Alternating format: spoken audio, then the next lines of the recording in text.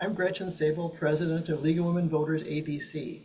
We're here today to talk about microplastics and human health as part of our LWV ABC League of Women Voters Anoka, Blaine, Coon Rapids area education series on issues of the day.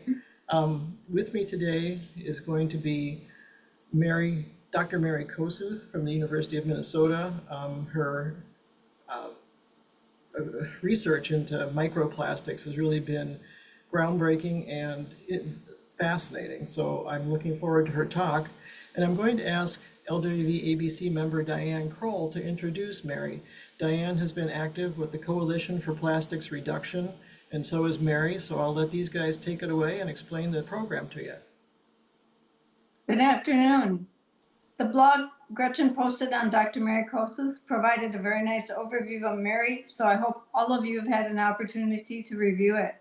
I met and worked with Mary on the Coalition for Plastic Reduction Group Minnesota, where the group successfully worked with community and legislative partners to draft and pass the Minnesota Packaging Waste and Reduction Act, also known as the Extended Producer Responsibility for Packaging.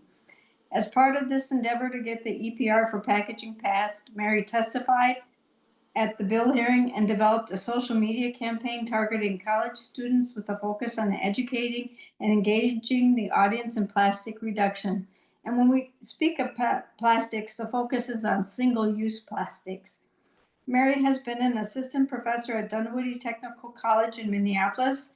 Mary has studied microplastics for 10 years at the University of Minnesota School of Public Health and is now at the Minnesota's Institute of the Environment working on a project to help reduce single-use plastics waste in the healthcare sector. I've admired her advocacy for working for plastic reduction and her ability to connect with society's youth to engage them in this pressing issue. Welcome, Mary. Thank you. Thank you so much. It's so great to be here. I guess I kind of start things off with a little activity. Without getting up from where you're sitting, I'm going to ask the people who are watching if you can touch all of the items that are listed here. So we have cement, wood, glass, steel, brick, cotton, and plastic.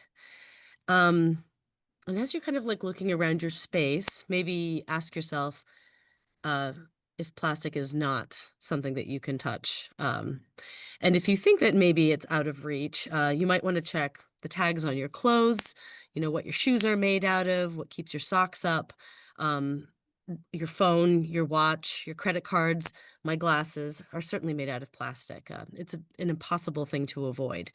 So this material has become such an integral part of our landscape. Its ubiquity or its commonness renders it nearly invisible. But once you're intentional about seeing the plastic around you, it's hard not to be impressed by how ubiquitous it is. So my name is Mary Kosuth. I'm a postdoctoral fellow at the University of Minnesota's Institute on the Environment, and I have been doing what's called bench science, which is just laboratory science, for the past 10 years, studying microplastic contamination. This work took place while I was working on a master's and a PhD at the University of Minnesota School of Public Health in the Environmental Health Sciences Division. My research involved advancing methods, looking at atmospheric testing. In this picture here, I've got what's called a cascade impactor, which draws air into it and can divide particles up by their size, more or less. We also did some passive air sampling near our lab. I've also tested consumer products, including beer, salt, water, water bottles, sports water bottles, and a citizen science project.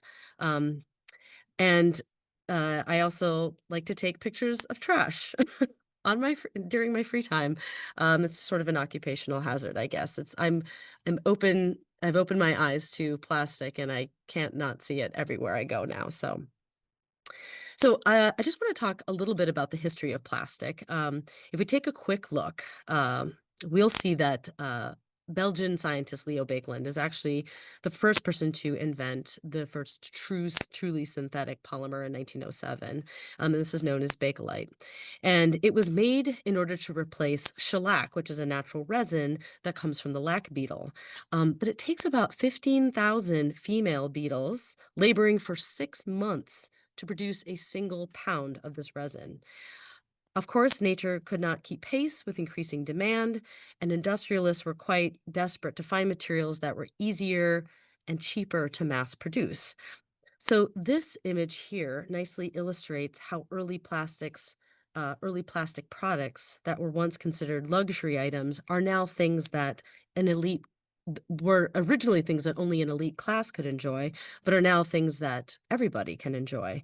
So things like fountain pens, lighters, razors were transformed into things that everyday people could access.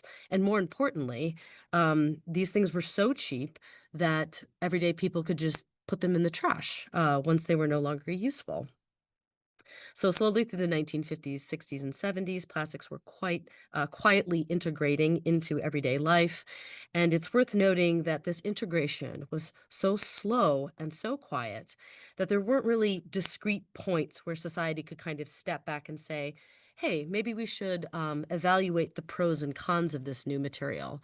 I feel like there are conversations that come up now about AI, weighing the costs and benefits of it. And that's important conversations to have. We talk about things like cloning, but there really wasn't a time where we could do that with plastic.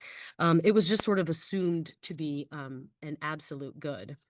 This is actually a picture that was published on the cover of Life magazine in 1955.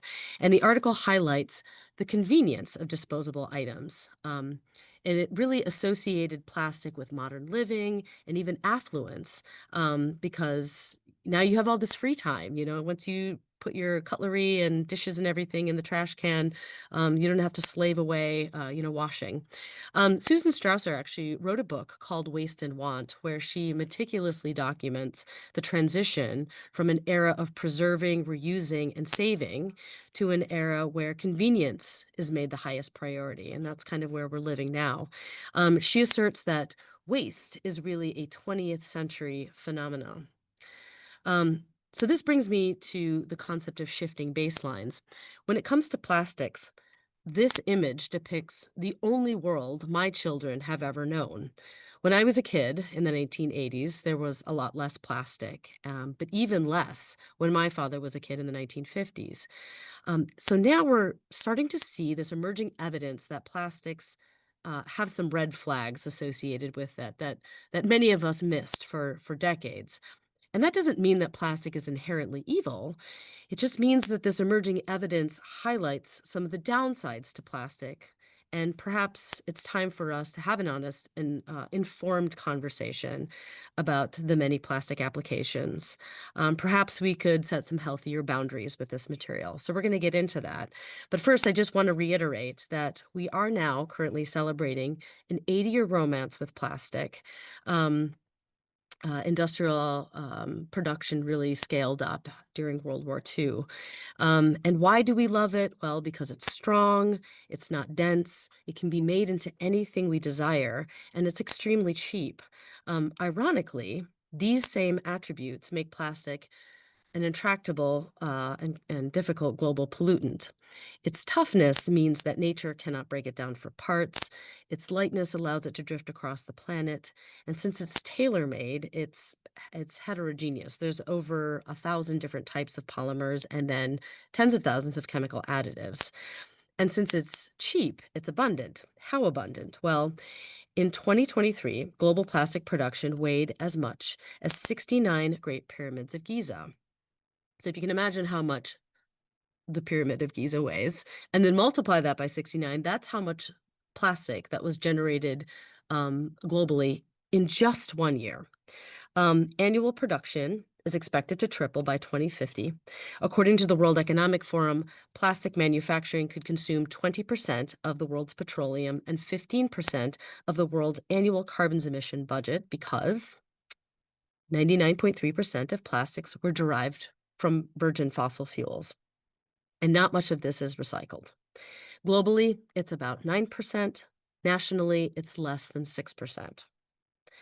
But even if more plastics were recycled, it wouldn't really matter because particles less than 5 millimeters, known as microplastics, shed from plastic products at every point in the product's life cycle, from production to transportation to use to landfilling, in incineration, and yes, even recycling can release microplastics.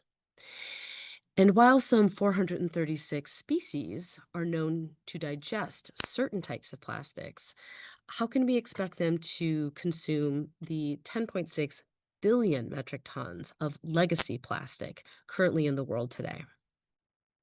So, if microplastics don't mineralize, which means that they don't break down into parts that nature can use to make more life, they will continue to collect and flow between environmental compartments like soil, water, air, and biota, like humans.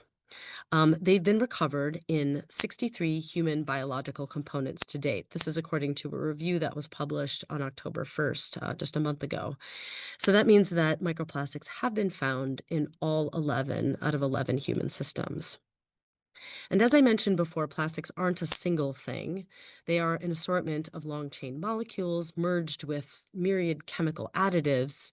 And since these chemicals are not covalently bonded to the polymer matrix, they have the potential to leach from the structure.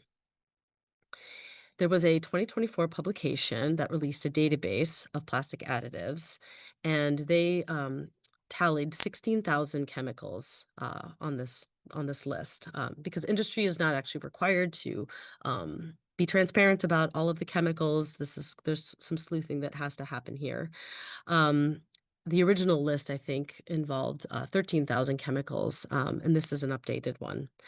So what's interesting, though, about these chemicals is that 1/4 of them are classified as hazardous due to their links to negative health outcomes, and 2/3 had no hazard data, which means their safety is just not known. Um, so I know the question on everyone's mind is, what does this mean? Are plastics hurting us? Certainly, the exposure is there. At this point, it is my opinion that this fact is irrefutable. But we cannot say yet that if you're exposed to a particular kind of plastic in this particular amount, in this particular way, you are at a higher risk of developing a particular health outcome. There's a lot of research around this. Some of it shows associations between disease and microplastics in human bodies, but the relationship is not causal. So it's not like a cause and effect, it's just an association. Um, the research is ongoing and it will take some time. And of course, people want to know, well, how much time will it take until we have these answers? And I would say that there's a lot of interest in this area about studying microplastics in humans, in particular, and in other biota. And it's dependent on a lot of things, and one of those things is funding. So I know all of this sounds like bad news, and it's not great, but we're not stuck like this trap snake here. So what you're looking at here is erosion control netting. So MnDOT used to put down 31 tons of this stuff every year, just in the state of Minnesota. And because it's plastic, it would never go away, right? Until it eventually crumbles and turns into microplastic. I don't know if you've seen this before. It's all over my neighborhood, on the boulevards and near the creek that we live by. So it's pretty common. But they learned that the plastic netting also traps wildlife. So they had found snakes like this one, frogs, ducklings that were tangled up in this erosion control netting.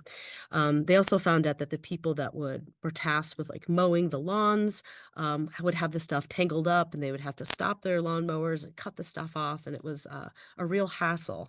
So they ended up evaluating some alternatives, and they figured out how to substitute it with a biodegradable material that decomposes and performs just as well, if not better, than the plastic netting. So I just wanted to share this story with you so that you know that there are answers to these problems if we can take some time to seek them out. So people often know or ask, what can we do as individuals or what can we do collectively? Probably the easiest thing to do as an individual is try as much as you can to say no thanks to single-use plastics. You can bring your own straws, your own bamboo cutlery. I have a camping spork that my son gifted me, and I carry it in my bag. You can also, of course, bring reusable grocery bags to the store. But I think another powerful thing that can be done as individuals is just simply spreading the word, talking to people about this, talking to neighbors, talking to family members, um, and even people in your community. So talking to a local grocer or an owner of your favorite local restaurant, you could perhaps tell them about this and then ask them if they'd be willing to change or look into changing some of their packaging if primarily their packaging is comprised of plastic. And you can certainly frame it as health and environmental concern, not just for you as somebody who is a patron of their establishment, but also, for their own health and their family. Um, I actually lived in China in 1987, and when I was a kid, there were no plastic bags there. We would just go to the open markets and we would buy everything in bulk. So I have some images here on the right. These are yogurt containers. So my brother and I, when we were kids, we would go to just walk down the block where they were selling yogurt, and they were in these ceramic mugs. We didn't actually get straws back then. This is kind of a newer picture. But anyways, you just rip off the paper top, you'd eat the yogurt, clean it out, bring it back to the yogurt makers. When you buy a new ceramic mug of yogurt, so it was a refill system. And this is exactly the kind of thing that Coca-Cola used to do. So when I moved back to China in 2004, I was shocked to find that so many things were put in plastic bags. So we would see workers out on the street at 6 a.m. eating this delicious hot savory tofu soup, and they would be eating it directly out of a plastic bag. I happened to live in Qingdao, where they brew Qingdao beer, and they would sell the beer by the gin, which is a unit of weight, and they would just pipe it into a plastic bag, weigh it with a scale, and then you'd pay, a couple kwai for it. And then you just like take your bag of beer, on the bus. And then when you got home, you just hang it up on a doorknob. Um, so many have kind of moved away from the refill reuse infrastructure as we have, in other parts of the world. But perhaps it might be a good time to think about how we can bring some of those things back. Since this is the League of Women Voters, I have some policy that I would like to put on your radar if it isn't already. Nationally, the Break Free from Plastic Pollution Act was introduced in 2021 by a senator in Oregon and a California representative. And these are just bulleted points here, just kind of outlining the highlights of this. The last point I think is important because shift costs from local taxpayer funded government to manufacturers and instead and incentivize recycled goods. Um, Again, Coca-Cola packaged all of its beverage in glass, and they would wash and rinse the bottles and then refill them with new product and make them ready for sale, just like the yogurt cups in China. But once PET bottles were invented, Coke and other companies figured out that they could just externalize their waste packaging to the consumer and the taxpayer. Because who pays for municipal waste? Not Coke, not Pepsi Cola, not Nestle, so they were figured out a way to like not have to deal with that. And nobody mails their, plastic bottles back to Coke. More locally, we have something called, as was mentioned, HF 4132 was introduced in the Minnesota legislature in March of last year. And Representative Sidney Jordan, who is House District 60A, and several other representatives supported this bill. So the EPR bills have been passed in other states like Maine and Oregon and Colorado and California. But they're only going to be as effective as the devil's kind of in the details of like figuring out how well they're going to work. I remain hopeful about Minnesota's work. Another thing to look at is Minnesota's preemption ban. So in 2016, and perhaps some of you remember this, the City Council of Minneapolis actually voted on an ordinance to ban plastic bags. The vote was 10-3 in favor of the ban. However, before the ordinance was supposed to take effect, the Minnesota legislature decided to get involved in local politics in a way and put a ban on city bag bans. So our state is not alone in the ban on bag bans. All of the states in red have a similar law. And in order to circumnavigate this, the city leaders in Minneapolis at least decided to turn the ban into a 5-cent bag fee. Duluth has done the same thing. And it went into effect in January of 2019. So this is something that we could potentially overturn.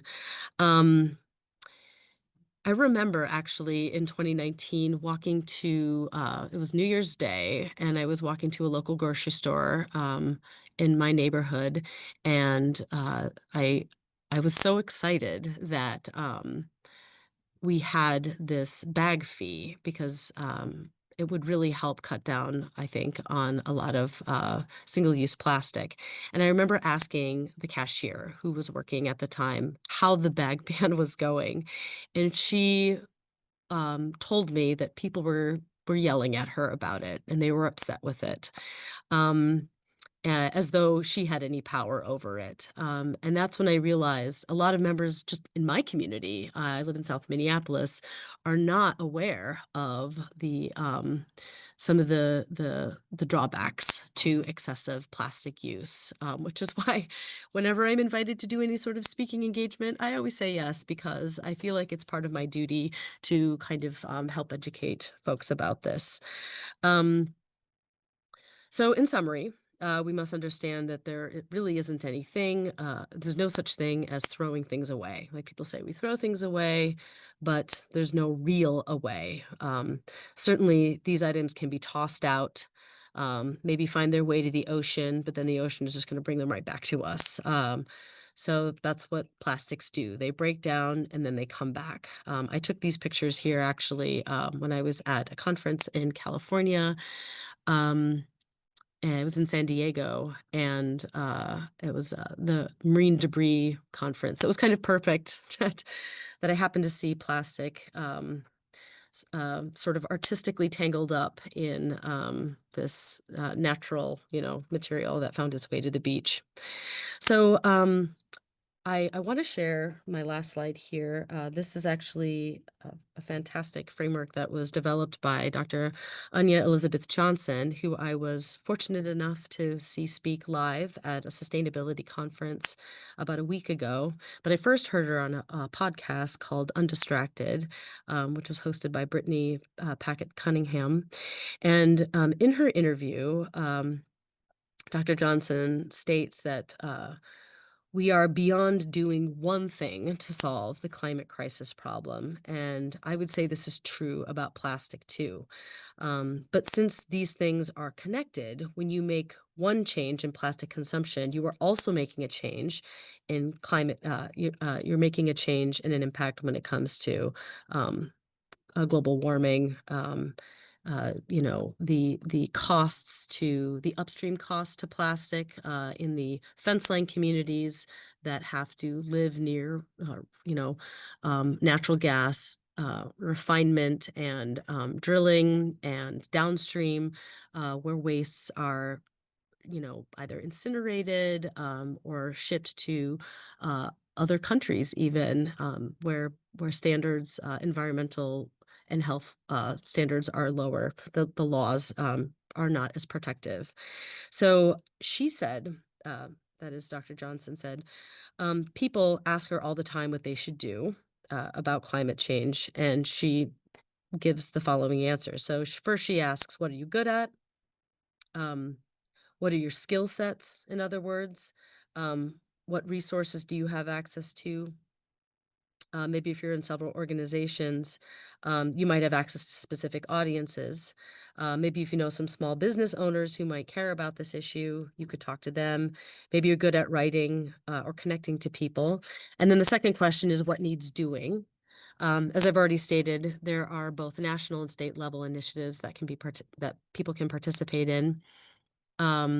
You can plug into this issue by joining some of these networks.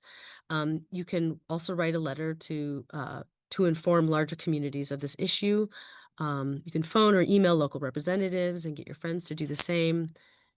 I feel like this group in particular is very plugged into all of those actions. And then the last question, which I think we don't give enough attention to, but is really important, which is what brings you joy. So kind of uh, this is pretty straightforward, but you don't want to force yourself into doing something that is going to make you miserable, just so you can sustain your own energy. And at the place where all of these circles meet, that is where you can find your action. So, in closing, when you think about all the effort that goes into pulling petroleum out of the ground, all of the political, economic, and environmental risks that we take on and foist onto certain communities disproportionately, um, just to make something like a plastic fork or a bag that we're only going to use for a few minutes, and then it ends up in a landfill and sits there for um, centuries. Does it really make sense to do that? Is that a good model? So at least 2/3 of an orb spider's web actually goes into making a new web. So I think a question for us is, how can we achieve this? How can we design materials and manufacture products with recycling and total life cycle in mind? How can we model our manufacturing and construction after an orb spider? So that concludes my presentation.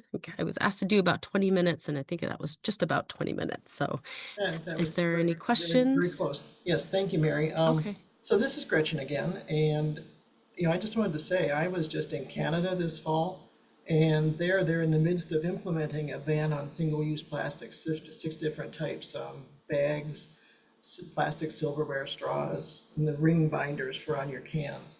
And Mm, when we went shopping, nobody was yelling at the cashier. We all just bought our reusable bags. When you went to a hotel, that was just the amazing part. It was all your breakfast, which breakfast in a U.S. hotel is just a feast of throwaway stuff, right? Well, in Canada, it was glass, real plates, real silverware. It was amazing. I felt so classy. So, ah, so I love that story. yeah, there is proof that people can live and still have a plastics ban. We got lots of questions here, so I will start going on these questions. So here's a good one. Are there environmental impacts, the alternatives to plastic? I mean, you don't want to change out this for a worse problem. And what's the best alternative? Yeah, I think that's a really great question. I was actually had a conversation with somebody who works for NatureWorks, who insisted that the um, the BPA, or I'm sorry, the polylactic acid that is used to make their cups and their other products does not have chemical additives in it. But there's a little bit of pushback from that. There's some research that has shown that chemical additives could still be in compostable materials. So I've been kind of asking some folks about that to find out, kind of get to the bottom of that. Um, I think, I mean, essentially what has happened is we haven't really adopted the precautionary principle in trying to, fully to really look at what the potential health impacts are, and the leaching of chemical additives in products that are made either completely from fossil fuels or from other materials. It's just not really the model that we use here in the United States, unfortunately. So yeah, that means that we have to be very cautious, I suppose, because substitutions can be made and they may just be just as bad or worse than the thing that they're trying to substitute out. So I can't say that I have an absolute answer for that yet. It really depends. But there's probably isn't as much transparency as we would like, because I feel like as consumers we want to make the right decision, but that's a really complex. It's really hard to know. Yeah, at one point in my life, I was talking to a pickle manufacturer, and they had just switched to plastic jars. And what the point they made, which is another thing to think about, is that it costs them so much less to transport them Ship it. because they're that That's much right. lighter. So you're saving greenhouse gases the other way too. So That's right. yeah, so Yeah, some, I was just going to say I have a book here called Why Shrink Wrap a Cucumber. And yeah, one of the reasons is it really does reduce the food waste that could potentially happen when these things are moved around. But then we also have to ask ourselves the question, you know, why are we necessarily shipping vegetables Yeah, from overseas? You know, so there are there's it's that, yes. this packaging is definitely connected to much larger systems, and that makes it really a difficult and gnarly problem to attack, but or to kind of like solve, I guess. But Mhm. um, um, that doesn't mean, but because it's complex, that means there's like synergistic positive things that can come out of it. Maybe we solve one problem, we solve a couple other problems along the way too. So That's a there's hopeful some thought, good yeah. things that can, yeah. Here's another one. Sometimes my co-op sells fruits in cardboard containers rather than plastic, and I love the returnable bottles for salads that are out there. Have you seen other options for like frozen fruits and veggies rather than plastic bags? Mm. Oof. Not for frozen items. Yeah, I have not. That's a great question. I do know that, yeah, there's a lot of co-ops and like Terra Market, you know, some places that really specialize in promoting this like reduced packaging. But I've never seen frozen sections with reduced plastic. yeah. Not yet, Well, anyway. and it's usually a non-recyclable box with a plastic thing inside that, and then the food inside Right, that. So a lot right. of waste. And yeah, and as somebody who was like in graduate school and was working another job besides, you know, I was still had my adjunct appointment at Dunwoody, and then I have two kids. Like the convenience of it Yeah, really is something that I can understand. You know, like part of the problem is that we're all so busy and we're expected to produce so much with so little time. It is kind of a luxury to be able to cook a meal for your family completely from scratch, you know. yeah, I will sometimes do it like on a weekend, but we just don't have we don't have we don't all have that luxury, I suppose. So sometimes getting that frozen, you know, that stuff that's frozen is I try not to like get too down about it because I feel like this is a systemic problem and we're all really just doing the best we can in it. here's another one relating to plastic packaging. It's so when you shop at Costco, frequently things will come in giant containers so that they're Mm, shoplifting proof. Is mm. there thoughts on ways to reduce that or anything? You know, they'll put the big cardboard thing with the blister pack on it, and then your one little thing is in the center of that. Okay. Yeah, so I'm wondering if this is like more for electronics. Is that kind No, it's of? also like vitamins. Oh, sure, sure, sure, sure. Gosh, I've only been in a Costco twice in my life. The last time, I know it's crazy. The last time was just a couple weeks ago. So I'm not as familiar with that, but there is something to be said about sort of, I mean, there is definitely the excess packaging that happens because we don't want because the stores don't want their items to be shoplifted. Um, but there's also like, okay, so I have a 12-year-old daughter, and there are so many toys that are all about like the packaging. Like it almost Yeah, seems like the toy is more about the packaging than the actual toy itself, which is kind of astounding. Um, so all I can think of is, you know, is there a way to kind of spread awareness throughout the community and just try and I mean, we couldn't say this about pharmaceuticals, of course, that are like overpackaged. I don't know, that is not something that yeah. someone at the local CVS or the Walgreens has Yeah, they're power not they're over. not But recyclable because they're cardboard bonded to plastic, and you have to open them right, with scissors. So yes, here's one about recycling. So you talked about all these thousands of kinds of plastics. How is plastic recycled? Is it all just mixed together and remade, or do you, yeah, that's a great question. So the vast majority is recycled mechanically. So that means that it's basically sorted, and at the material. Um, Places like Eureka Recycling, for example, here in the Twin Cities, we have our recycled materials go to Eureka. And if anyone gets a chance to visit one of these centers, I highly recommend it. It's really fun to see all of the stuff get sorted. So there are optical sorters for plastics that essentially like send a kind of like a laser beam to the items as they're moving down the conveyor belt at a very fast clip. And if it identifies the plastic as 1, 2, 2 or 5, then it can send out a little puff of air and push that bottle or container into a specific bin. And that's how they sort it kind of in a on a larger scale. And then they send it to a place that will essentially take those plastics and shred them into little flakes. And it's from that you can make, I mean, essentially, I wouldn't say that they're actually recycled. Like you can recycle aluminum, you can recycle glass, you can recycle steel, where you can do it again and again and again. But plastics were actually never really made to be recycled. They were not initially designed with recycling in mind, but you can downcycle them. So you can take like a plastic bottle, if you have a whole bunch of them, a PET bottle, and you can turn it into like decking, or you can turn it into like a park bench. So there are, or a dock or something like that. So there are materials that they can be turned into. They're different materials, but not necessarily a bottle again. But yeah, so that's primarily how we do recycling, is mechanically. Okay. So you mentioned, I guess I read on your website about microplastics in municipal water. That was a question that came in too. Yeah.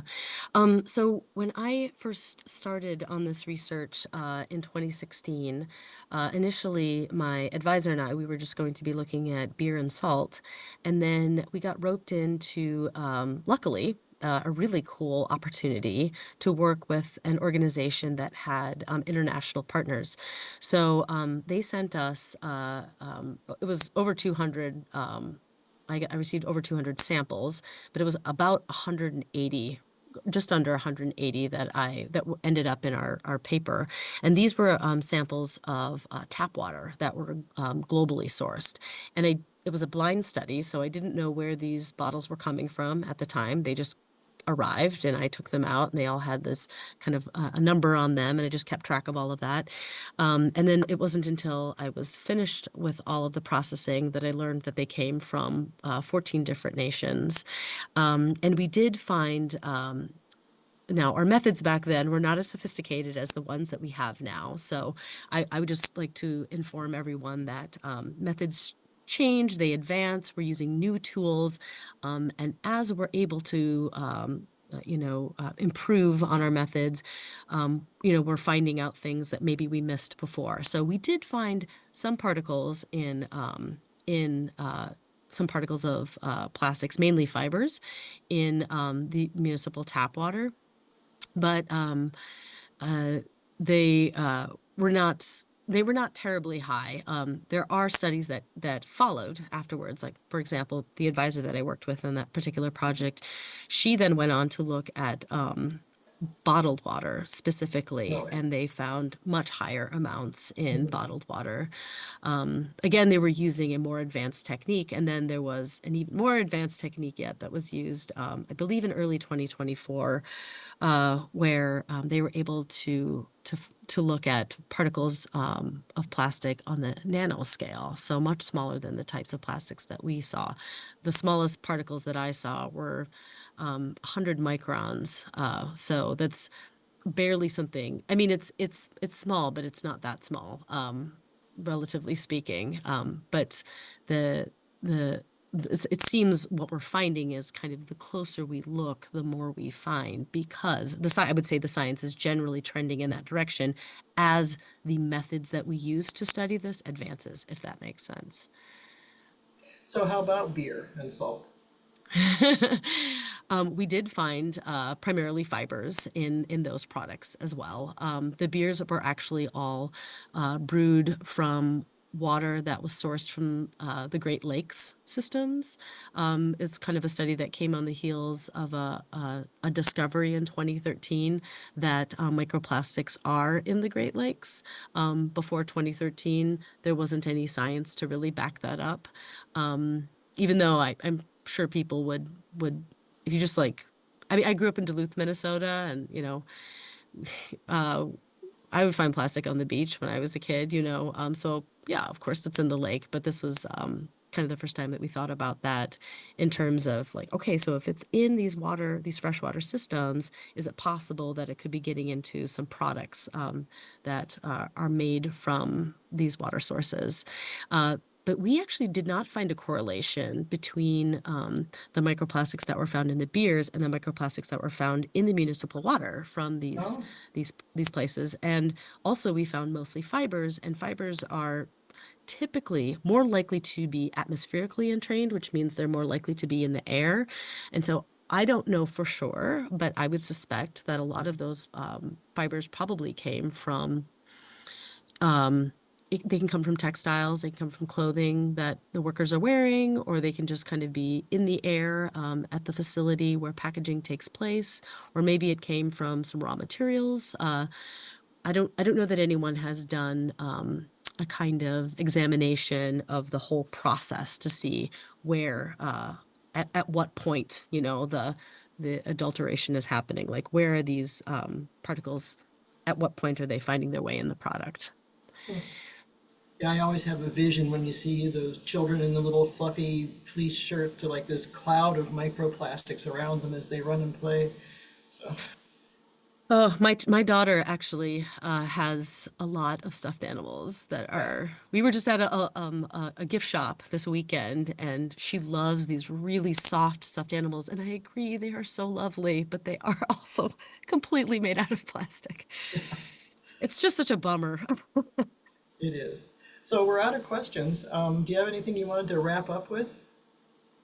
Um, I mean, I think an important thing to keep in mind is that this is not a hopeless thing, you know, like I genuinely think that if we decide that we are not okay with having these particles in our environments, that there are things that we can do to reduce it.